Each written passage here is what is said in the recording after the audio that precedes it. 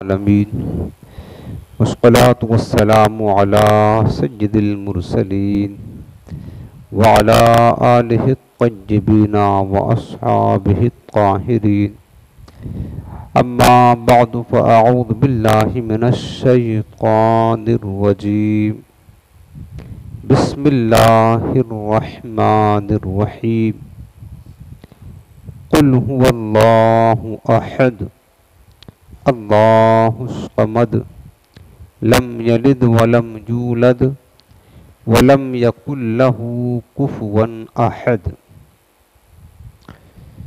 آمنت باللہ صدق اللہ العظیم اللہم رب اشرح لی صدری ویسر لی امری واحلل عقدۃ من لسانی یفقہوا قولی ان اللہ وملائکتہ یصلون علی النبی یا ایھا الذین آمنوا صلوا علیہ وسلموا تسلیما اللہم صل علی سیدنا وشفیعنا وقریبنا مولانا محمد وعلی آلہ بارک وسلم۔ حاضرین محترم، اللہ رب العالمین کا بے پناہ شکر اور احسان ہے کہ اللہ تعالیٰ نے ہمیں اپنے پاکیزہ کلام مقدس کو سمجھنے کی توفیق عطا فرمائی ہے۔ سب سے پہلے آج ہمیں بات آپ کو عرض کر دیتے ہیں اور اس کو آپ سب یاد رکھیں۔ یہ جو قرآن ہمارے پاس آیا ہے نا، یہ اللہ کا کلام ہے۔ اللہ نے اپنے اس کلام کے ذریعہ سے اپنے بندوں کو کچھ پیغام عطا فرمایا ہے۔ اس قرآن عظیم کے ہر شخص پر 5 حقوق عائد ہوتے ہیں، 5 حق ہیں قرآن کے ہر انسان پر۔ پہلا حق یہ ہے اس قرآن پر ایمان لائیں، پہلا حق ہے۔ دوسرا حق ہے قرآن عظیم کی تلاوت کریں۔ تیسرا حق ہے قرآن عظیم کو سمجھیں جو ہم سمجھنے کے لیے بیٹھے ہیں۔ چوتھا حق ہے قرآن عظیم کے احکام پر عمل کریں، اور 5واں حق ہے قرآن عظیم کی دعوت کو عام کریں، اس کی دعوت بھی دیں۔ یہ 5 حقوق ہر شخص پر قرآن عظیم کے عائد اور لازم ہوتے ہیں۔ اگر ان میں سے کسی ایک کے حق کی ادائیگی میں کوتاہی کی تو یاد رکھنا اللہ رب العالمین اپنے کلام کے بارے میں قیامت کے دن ہم سے سوال فرمائے گا کہ تم نے ہمارے کلام کے حق کو ضائع کیوں کیا۔ اس لیے ہمیں چاہیے کہ ہم قرآن عظیم کے احکام پر عمل کریں اور قرآن کے حقوق کو سمجھیں، اور یہ بہت بڑی سعادت کی بات ہے۔ دیکھیں، اللہ کا کلام صرف پڑھنے کے لیے نہیں آیا ہے کہ ہم اس کی تلاوت کر لیں اور الماریوں میں سجا کر رکھ دیں۔ اگرچہ قرآن کی صرف تلاوت کرنا بہت بڑا ثواب ہے، بہت بڑی نیکی ہے، لیکن قرآن تلاوت کرنے کے لیے صرف نہیں آیا ہے۔ قرآن آیا ہے کہ بندے قرآن کو سمجھیں اور قرآن میں جو اللہ نے احکام ہمیں دیا ہے نا، ان احکام پر عمل کریں۔ جب ہم سمجھیں گے اور جب ہمیں پتہ یہ ہوگا کہ میرے رب نے ہمیں کیا حکم دیا ہے، تب جا کر ہم عمل کریں گے۔ اس لیے قرآن عظیم کو پڑھنے سے زیادہ سمجھنے کی ضرورت ہے، اور اس سے زیادہ قرآن کے حکام پر عمل کرنے کی ضرورت ہے۔ اللہ کا بے پناہ فضل ہے کہ اللہ نے ہمیں یہ سعادت دی ہے، تو ہم اللہ کا شکر ادا کرتے ہیں اور اللہ سے دعا کرتے ہیں کہ میرے قریب رب ساری زندگی ہمیں قرآن کے دامن سے وابستہ رکھ، اور قرآن عظیم کو سمجھنے سمجھانے کی اور قرآن کے حکام پر عمل کرنے کی ہم سب کو اللہ تعالیٰ توفیق عطا فرما۔ آج درس تفسیر میں ہے سورہ اخلاص کا بیان۔ پچھلے درسوں میں آپ نے سنا تھا سورہ فاتحہ، سورہ فلق اور سورہ ناس کا۔ قرآن عظیم کی یہ صورت بہت مشہور ہے، تقریباً اکثر لوگوں کو یہ صورت یاد ہوتی ہے۔ یاد تو سب کو ہوتی ہے لیکن سمجھتے ہر ایک نہیں ہیں۔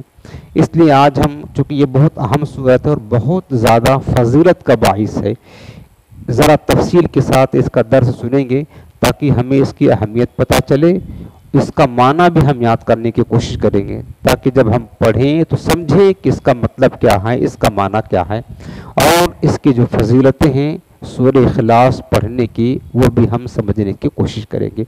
بسم اللہ الرحمن الرحیم، اللہ کے نام سے شروع، الرحمن جو بہت زیادہ رحم فرمانے والا، الرحیم جو مہربان ہے۔ قل هو اللہ احد، قل کے معنی ہوتا ہے اللہ نے اپنے حبیب کو خطاب کیا کہ اے میرے محبوب آپ فرما دیں، قل کا معنی ہوتا کہہ دو، فرما دو، یہ معنی ہوا قل کا۔ هو اللہ احد، ہوا معنی وہ، اللہ، احد معنی ایک ہے۔ اب معنی یہ ہو گیا کہ اللہ تعالیٰ اپنے حبیب کو حکم دے رہا ہے کہ میرے حبیب تم میرے بندوں کو پہنچا دو یہ پیغام، هو اللہ احد، وہ اللہ ایک ہے۔ اب سمجھ رہے ہیں نا معنی، یاد کر لیں اس کو۔ قل محبوب تم کہہ دو، کس سے کہنا ہے؟ اللہ کے بندوں سے کہنا ہے، اپنے غلاموں سے کہنا ہے، اپنی امت سے کہنا ہے، لوگوں سے کہنا ہے۔ کیا کہنا ہے؟ کہنا یہ ہے هو اللہ احد، وہ اللہ ایک ہے۔ اللہ نے اپنی وحدانیت کی بات کی ہے نا، یعنی اللہ یہ بتانا چاہتا اپنے بندوں کو کہ میں ایک ہوں۔ یہ پیغام، یہ میسج اللہ اپنے بندوں کو دینا چاہتا ہے، اور وہ میسج اللہ دے رہا ہے کس کے ذریعہ سے؟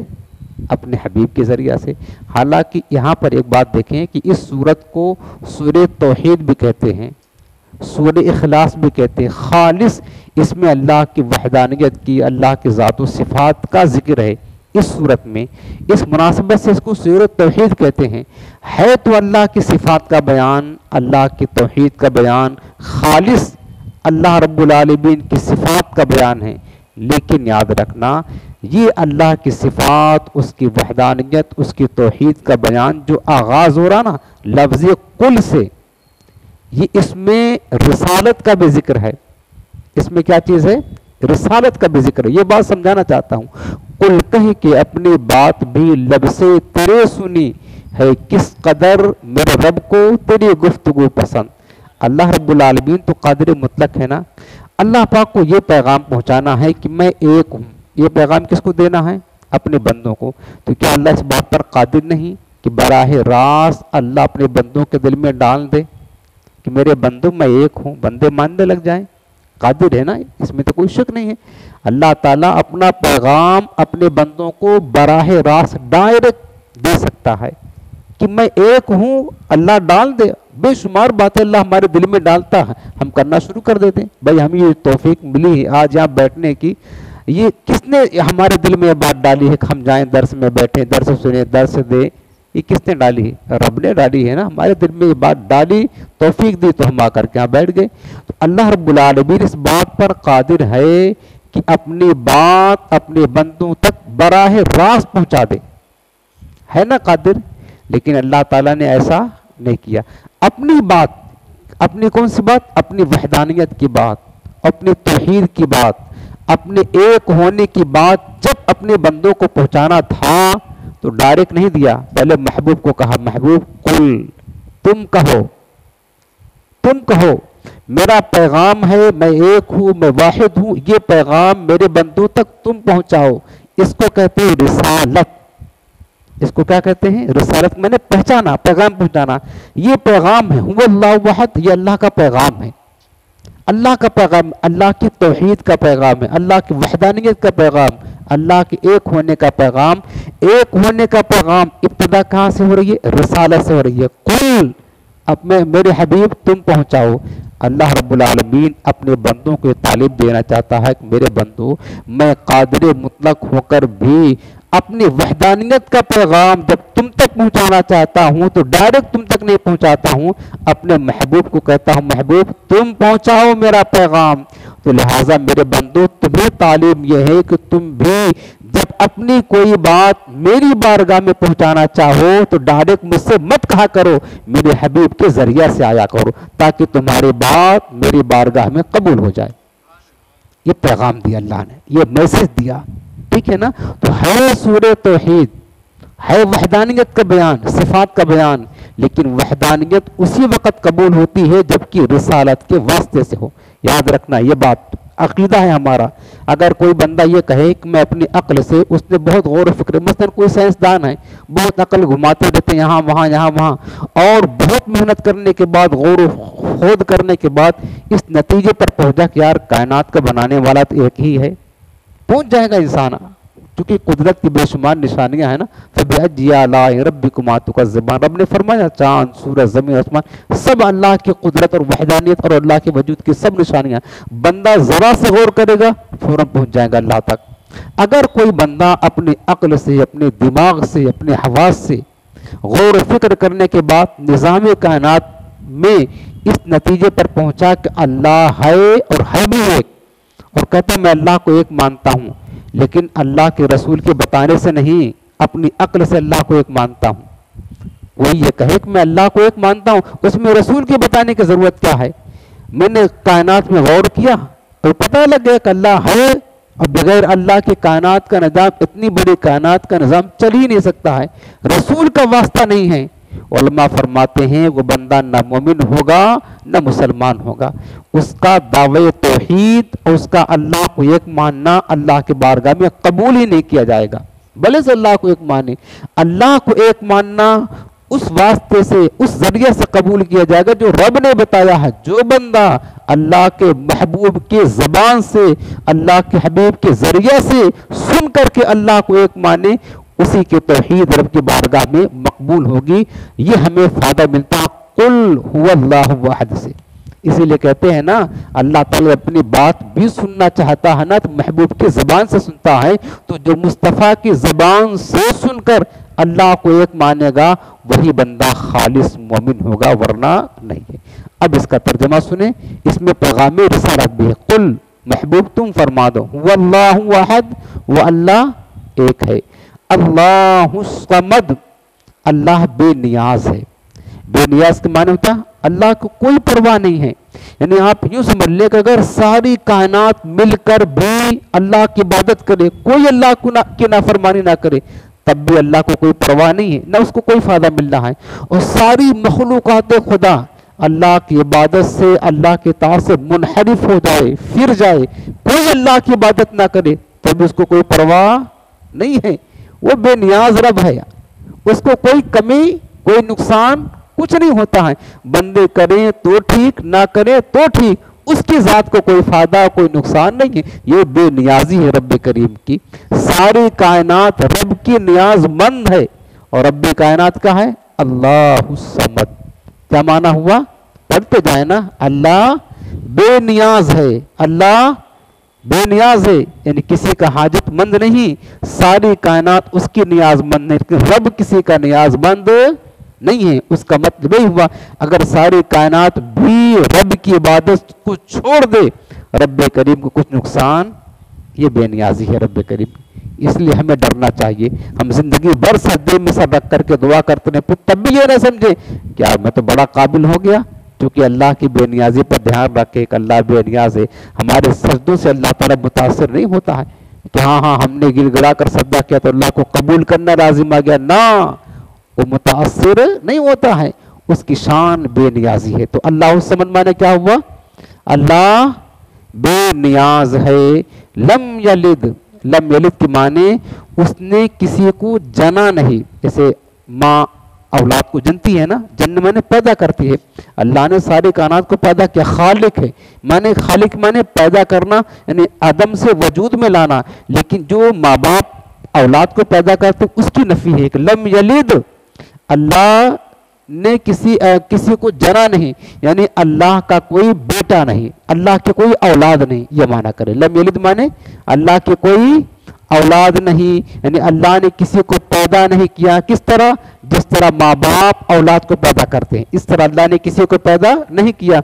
वलम यूलद, और इसका माने होता है कि ना वो खुद पैदा किया गया है, ना वो खुद पैदा किया गया है, यानी ना वो किसी का बाप है ना किसी का बेटा है। ये माना हुआ लम यलिद वलम यूलद का।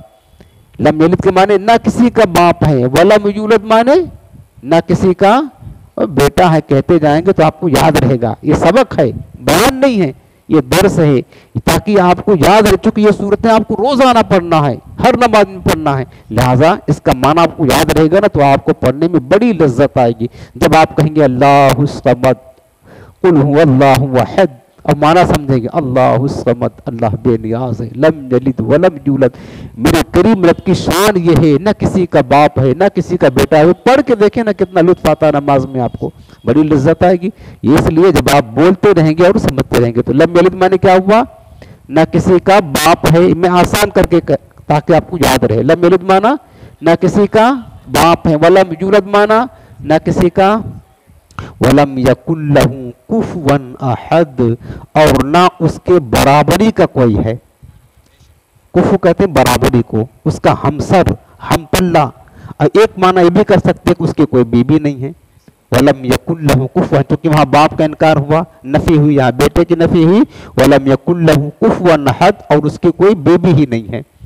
سمجھ رہے نا، وَلَمْ يَكُنْ لَهُ كُفُوًا أَحَدٌ معنی اس کی کوئی بیوی نہیں یا اس کی برابری کا کوئی نہیں، اس کا ہمسر کوئی نہیں، اس کا ہم پلہ کوئی نہیں، یہ معنی ہوا وَلَمْ يَكُنْ لَهُ كُفُوًا أَحَدٌ کا۔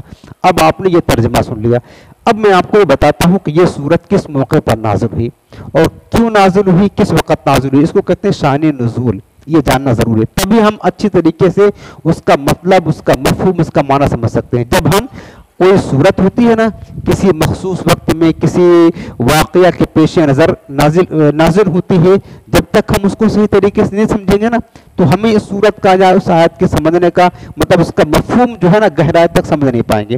یہ صورت کیوں نازل ہوئی، کس موقع پر نازل ہوئی، تو علماء نے مفسرین نے بیان فرمایا کہ جو کفار و مشرکین تھے نا، مشرکین نے قال المشرکون انصب لنا ربک، حضور کی بارگاہ میں آ کر کہنے لگے کہ اے محمد صلی اللہ علیہ وسلم آپ ہمیں اپنے رب کا نسب بیان کریں، آپ کے رب کا نسب کیا ہے۔ ایسا لگتا معاذ اللہ ان کے نزدیک کوئی مطلب یہ اللہ تعالیٰ مخلوق ہے، ارے نسب تو مخلوق کا ہوتا ہے نا، وہ تو خالق ہے، وہ تو لم یلد ہے نا۔ جب مشرکین نے کہا کہ آپ اپنے رب کا نسب بیان کریں، اس موقع پر جانتے ہوں اس موقع پر اللہ رب العالمین نے اس صورت کو نازل فرمایا اور یہ بات بتائی کہ کافرو، اللہ رب العالمین کی شان یہ ہے کہ اللہ کا کوئی نسب نہیں ہے، وہ نسب سے پاک ہے، چونکہ نسب اس کا ہوتا ہے جو باپ ہو، بیٹا ہو، جس کی بیوی ہو، جو مخلوق ہو، اور اللہ تعالیٰ تمام چیزوں سے پاک ہے، لہٰذا اللہ کا کوئی نسب نہیں ہے، تو اللہ نے اس موقع پر اس صورت کو نازل فرمایا۔ دوسرا شان نزول جو علماء نے لکھا ہے وہ یہ ہے کہ کچھ یہود کے علماء حضور کی بارگاہ میں حاضر ہوئے، یہود کے علماء، اب یہ لوگ تو کیا ماہر تھے، اہل کتاب تھے، کتابوں کے عالم تھے، وہ جانتے تھے۔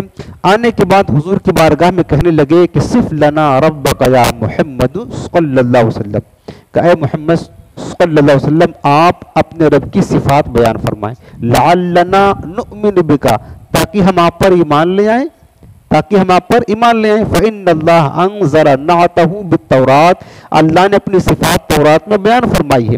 تو ان یہود کے علماء نے کہا فأخبرنا من أي شيء ہوا، آپ ہمیں بتائیں کہ اللہ کس چیز سے ہے، وَهَلْ يَأْكُلُ وَيَشْرَبُ، وہ کیا کھاتا ہے کیا پیتا ہے، وَمَنْ يَرِثُ مِنْهُ، اور وہ کس کا وارث ہے۔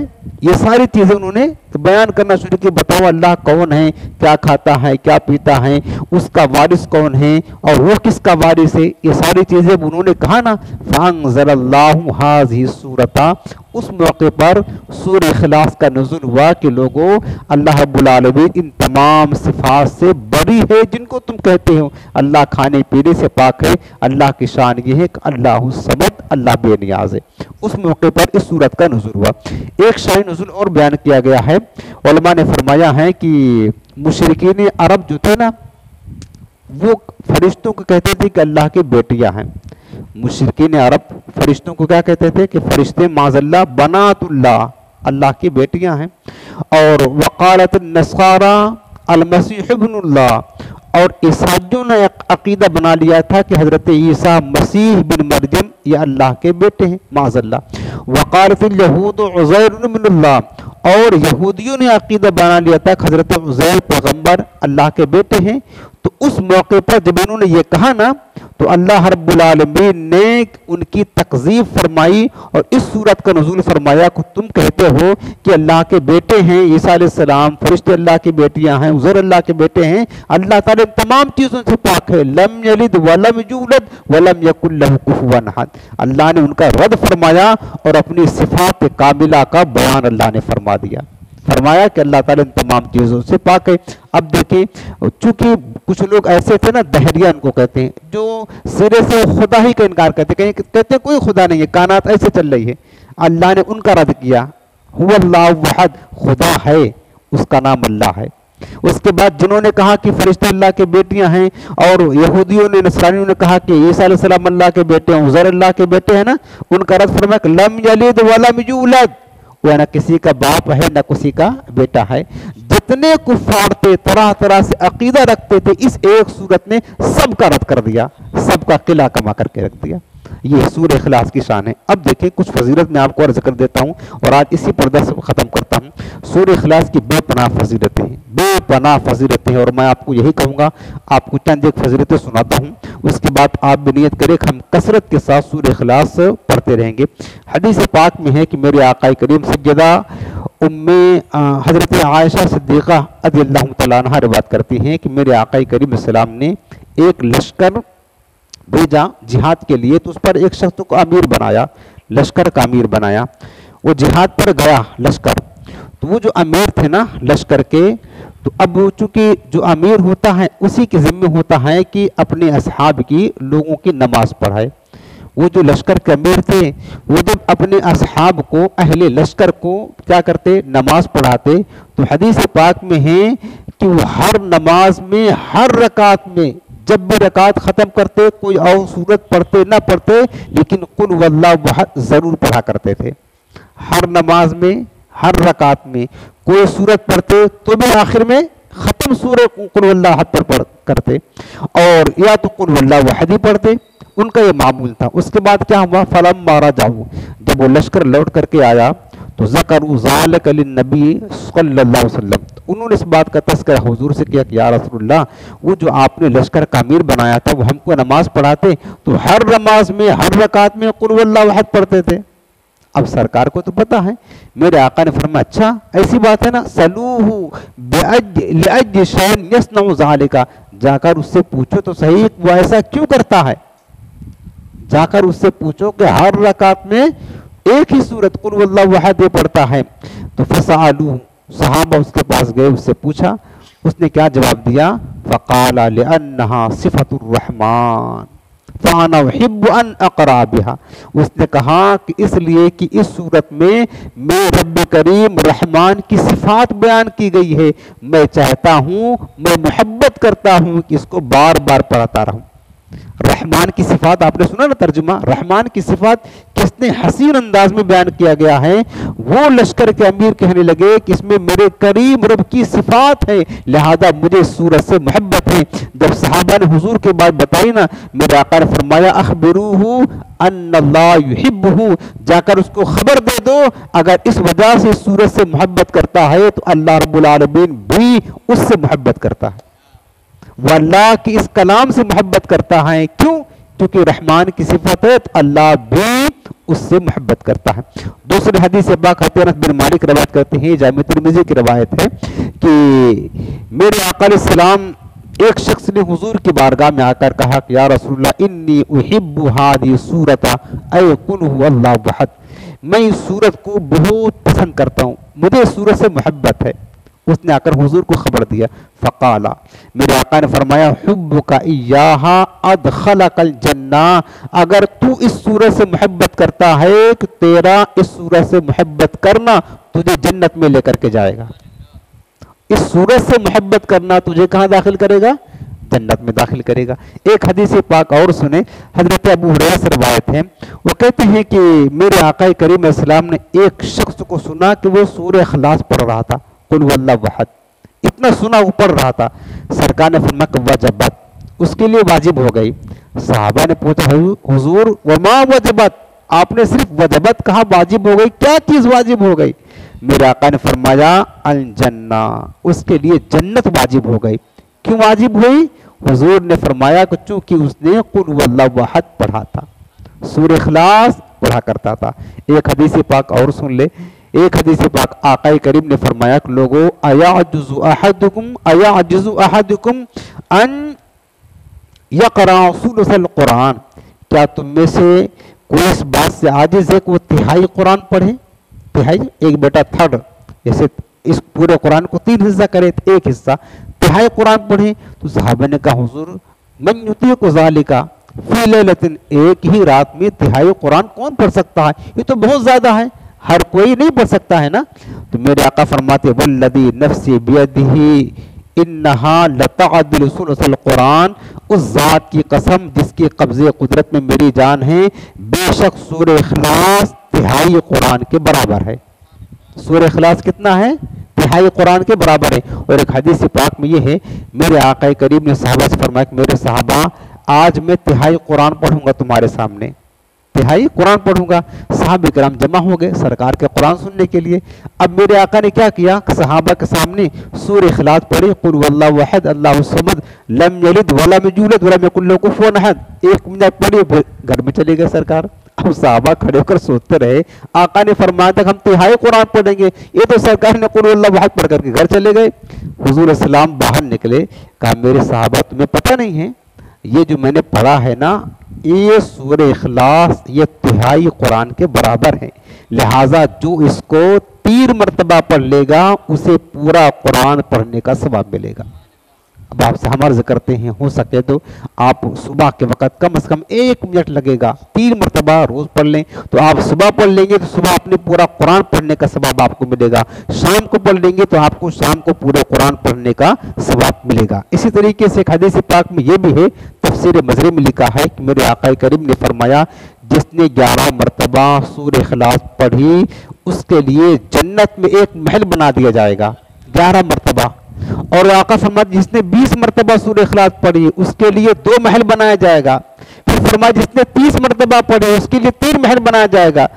हुजूर बयान कर रहे हैं ना, हजरत उमर कहने लगे कि या रसूलल्लाह फिर तो जन्नत में हमारे लिए बहुत महल हो जाएंगे, क्योंकि हम बार बार पढ़ेंगे तो महल भी बहुत ज्यादा हो जाएंगे। मेरे आका ने फरमाया उमर अल्लाह रब्बुल आलमीन का एहसान बहुत ज्यादा वसी है, जितना तू करता जाएगा वहां क्या कमी है, उसकी रहमत के खजाने में क्या कमी है, करोड़ों महल बना दे अल्लाह ताला, उसके लिए क्या है? का अल्लाह ताला का एहसान इससे ज्यादा वसी है। एक हदीस पाक और सुनो, बहक़ी शरीफ की हदीस पाक है, हजरत अनस बिन मालिक रिवायत करते हैं, कहते हैं कि तबूक के लिए हम लोग गए थे सरकार के साथ में, तो मेरे आका अलैहि सलाम जिस खेमे में थे ना, अनस बिन मालिक कहते मैंने देखा कि हुजूर का खेमा रोशनी से भरा हुआ था, बहुत रोशनी थी, थोड़ी देर तक रोशनी रही। हजरत अनस कहते हैं कि मैं कुछ देर के बाद जब हुजूर की बारगाह में गया तो मैंने पूछा हुजूर अभी थोड़ी देर पहले हमने देखा था यहाँ बड़ी रोशनी है। तो मेरे आका ने फरमाया कहा हाँ अनस, बात यह है कि अभी जिब्रील अमीन मदीने मुनव्वरा आए थे, वहां से मुझसे मिलने के लिए चले आए यहाँ, तो उनके आने पर रोशनी हो गई थी।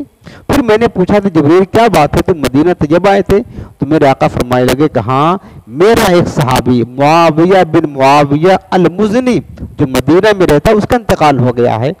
जिब्रील अमीन ने मुझे बताया कि उसका इंतकाल जब हुआ मेरे सहाबी का, तो अल्लाह रब्बुल आलमीन ने 70,000 मलाइका को उसके जनाजे में भेजा है, 70,000 मलाइका को जनाजे में भेजा। तो हुजूर फरमाते हैं जिब्रील से कि जिब्रील वो क्या अमल किया करता था? तो जिब्रील अमीन ने कहा या रसूलल्लाह उसको सूरह इखलास से बड़ी मोहब्बत थी, बार बार सूरह इखलास पढ़ा करता था, अल्लाह रब्बुल आलमीन की सिफात वाली जो आयत और सूरह पढ़ा करता था। इस मुनासिबत से अल्लाह ने उसको मकाम दिया। जब उसका इंतकाल हुआ तो उसके इस्तकबाल के लिए रब्बे करीम ने 70,000 मलाइका को उसके जनाजे में भेज दिया, 70,000 मलाइका को अल्लाह ताला ने भेजा। ये सूरह इखलास की बरकत है।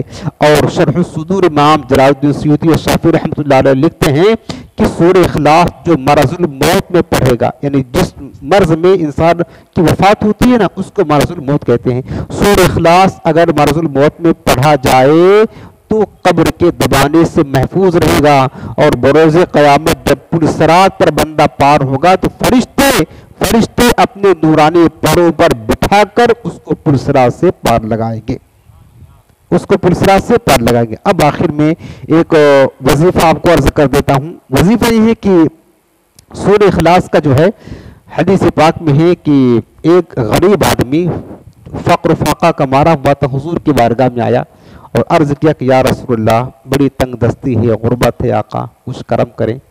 میرے آقا نے اس کو عمل فرمایا، اور یہ عمل آپ ہمیشہ یاد رکھیں، گھر میں روزانہ کریں، گھر والوں کو بتائیں، بہت آسان ہے اور بہت مجرب آزمودہ یہ نسخہ، یہ عمل، یہ وظیفہ آپ سمجھ لیں، آپ اس کو آپ کو پڑھنا ہے روزانہ۔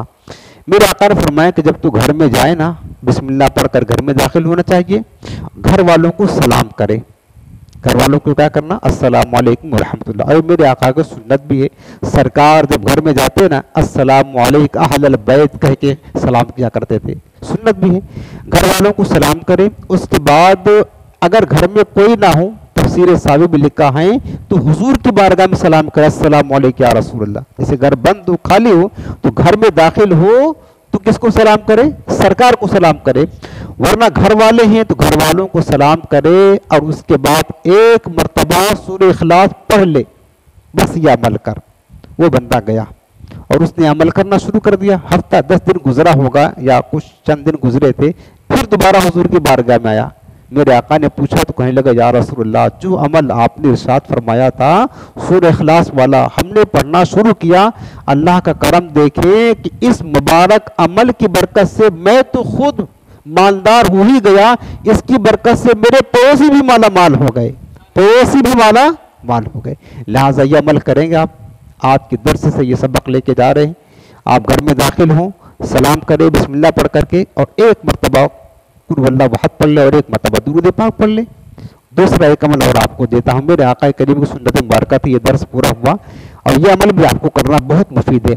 سرکار کی سنت کریمہ یہ تھی کہ میرے آقا جب بستر پر تشریف لے جاتے آرام فرمانے کے لیے، تو میرے آقا کریم جو ہیں اپنے مبارک ہاتھوں کو یوں پھیلا لیتے، اپنی ہتھیلیوں کو، ٹھیک، ایک مرتبہ سورہ اخلاص، ایک مرتبہ سورہ فلق، ایک مرتبہ سورہ ناس، بسم اللہ شریف کے ساتھ میں سرکار پڑھتے، اور پھر اپنے دونوں ہاتھوں پر دم کر لیتے، اور اپنے سر پر، پھر چہرے پر، پھر اگلے حصے پر، پھر جسم کے پچھلے پورے جسم پر جہاں تک ہاتھ جاتا میرے آقا پھیر لیتے۔ اسی طرح پھر دوبارہ کرتے سرکار، سورہ اخلاص، سورہ فلق، سورہ ناس، ہاتھوں کو پھیلا کر پڑھتے، دم کرتے، اس کے بعد سر، چہرے اور اگلا حصہ اور پچھلے حصے پر 3 مرتبہ میرے آقا علیہ السلام روزانہ رات کو سونے سے پہلے یہ عمل کرتے۔